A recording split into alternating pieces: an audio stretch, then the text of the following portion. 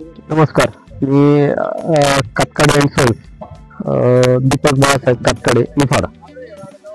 माझं एक 25-30 वर्षापासून दुकान आहे पेस्टिसाइड आणि सीडचं. तर सोनम सीड्स या कंपनीचं मी 3-4 वर्षापासून डिस्ट्रीब्युटर आहे आणि कंपनीचा माल विकतो. तर ह्या वर्षी जे सोयाबीन मी तेजस्वी, हिमानी या व्हरायटीज विकल्या.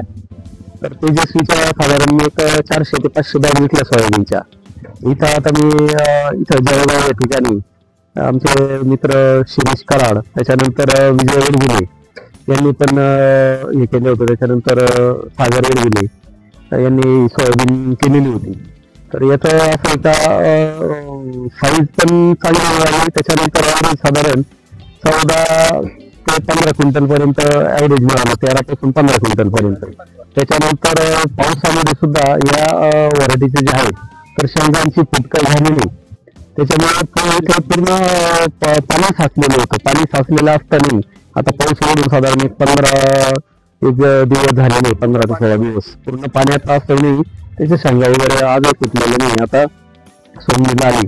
त्याच्यानंतर शिरीष कराड यांना पण 14चं ऍव्हरेज मिळालं, सागर भाऊला पण 13-14चं मिळालं. तर खूप चांगल्या पद्धतीचं हे वाण आहे.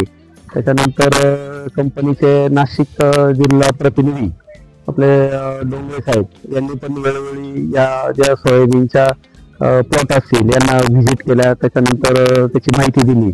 आणि असंच मकाचे पण अजून काही व्हरायटी जे आपल्या त्याचे पण ऍव्हरेज चांगल्या पद्धतीने मिळाले.